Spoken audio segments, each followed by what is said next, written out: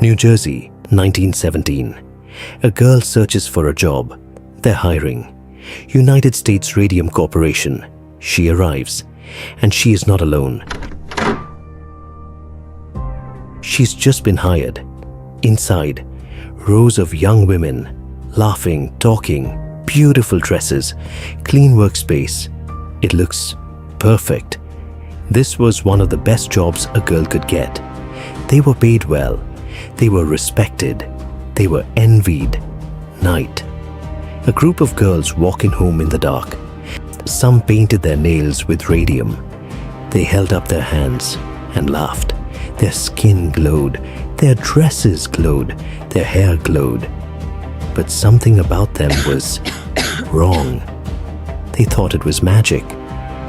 But what was this job really doing to them? To understand what happened, you must understand the era. The year is 1917.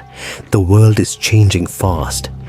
And science had just handed humanity what felt like a miracle. Radium. Discovered just 19 years earlier, radium wasn't dangerous. It was advertised as life itself. Radium toothpaste for a whiter, brighter smile. Radium face cream. Radium lipstick. Radium chocolate. This was the world the Radium Girls were born into. The United States Radium Corporation. Orange, New Jersey. Opened in 1917. Military contracts. Watch dials for the war. Soldiers needed to read their watches in the dark. Radium made that possible. The factory needed painters, and the painters needed to be precise. Most were between 15 and 25 years old. The pay was exceptional. More than most men earned in factories. They could support their families, buy nice things, feel independent. The work itself required extraordinary skill and focus. Each dial painted by hand, hundreds of them, every single day. The radium paint glowed. That was the point. That was the beauty. Supervisors told them, "This job is safe. Don't worry about the paint." Radium was everywhere in that building, in the air, on the floors. The girl's skin turned luminescent from the dust alone. But here is what nobody told the girls, not once. The scientists in that same building wore protective lead aprons. They handled radium from behind glass, with instruments, never with hands. The girls used their fingers, their lips, their mouths. Day 1. A supervisor demonstrates the correct technique. Dip, lick, paint. Every girl learns it on her first day. It becomes automatic. And the company knew. They had read the early warnings. They read them. They filed them. They said nothing. And the girls kept painting. Dip, lick, paint. It started as something they were proud of.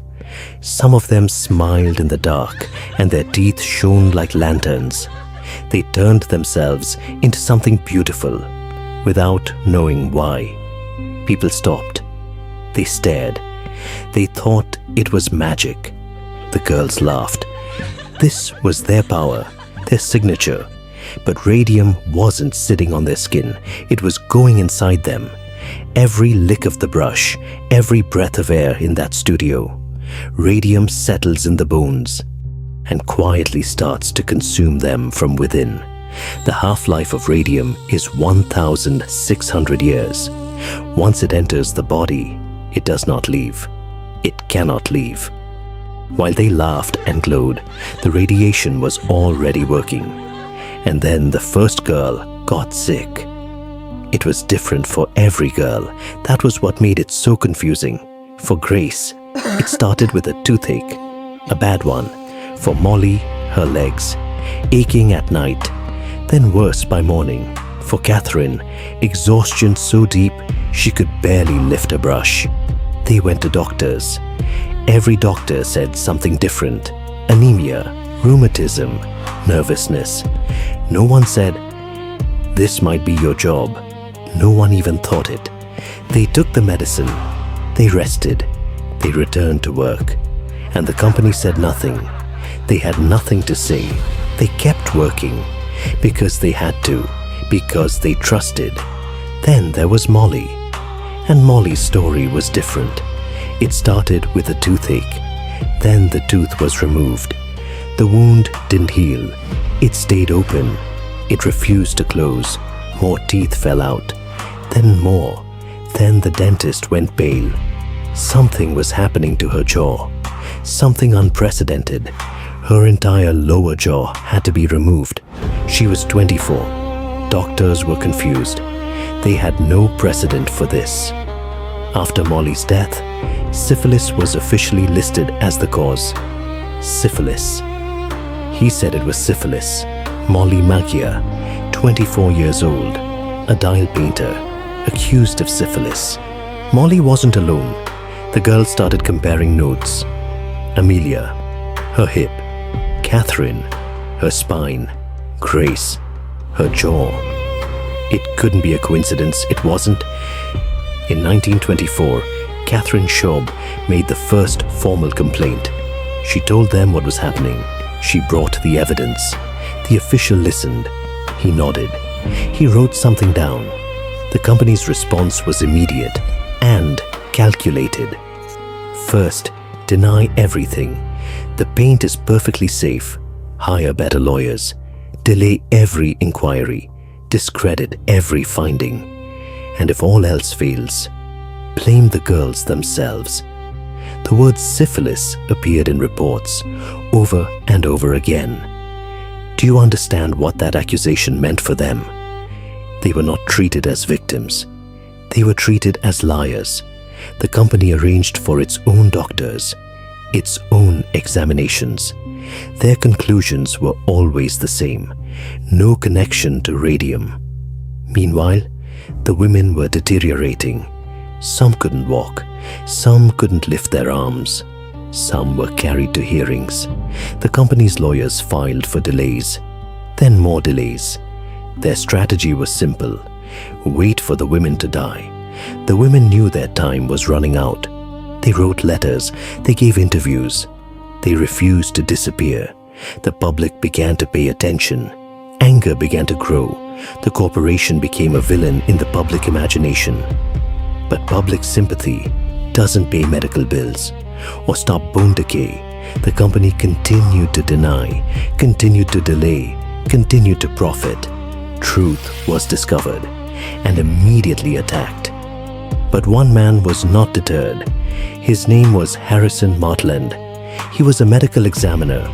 He dealt in facts, in tissue, in bone. He began examining the bones of women who had already died. What he found was unlike anything in medical history. The bones were radioactive, measurably, provably, catastrophically.